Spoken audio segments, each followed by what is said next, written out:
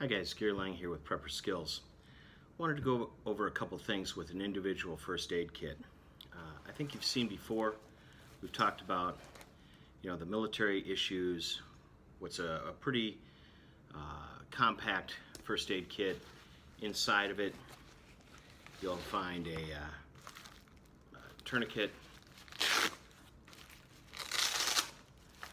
some tape, a compression bandage, also called an Israeli bandage, some compressed gauze, a set of gloves, and a nasopharyngeal tube. Okay, so with this you can essentially stop bleeding 3 ways and also insert an airway if you have to.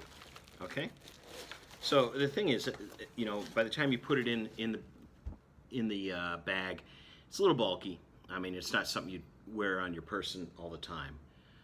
So it could be something that you put inside your backpack. Of course, if it's in your backpack, you may not necessarily need the case.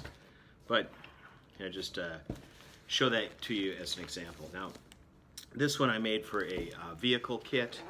It's essentially just a little souped up. It opens up. So again, you got some Cobands, some tape, compressed gauze. There's a tourniquet, added a light, and a marker to mark the tourniquet. You still have the nasopharyngeal tube, and in addition you can have an instrument kit.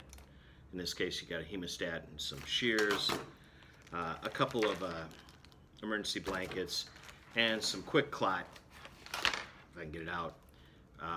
So quick clot, again, it's used when you might not be able to apply a pressure bandage.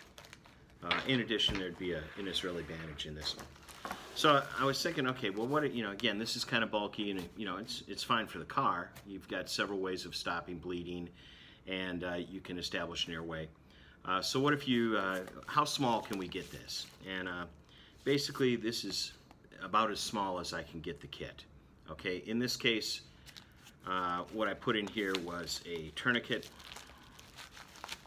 okay, some tape for the compressed gauze. You use the tape to keep the compressed gauze in place, nasopharyngeal tube, and a Israeli bandage or a compression bandage, and I included a emergency blanket and some clotting gauze, some quick clot.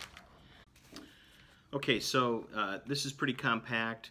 You still got a tourniquet and a couple ways of applying pressure to stop a bleeding wound, and you can establish an airway. I think really the point I wanted to get across here is if you get something, a case that's bigger, you'll fill it up, and then it'll be heavier and bulkier and harder to carry. But if you try to see what in a limited amount of space, what can I fit in a first aid kit, I think you can find out that you can come up with something that's pretty small, compact, and lightweight. That's the quick tip for today.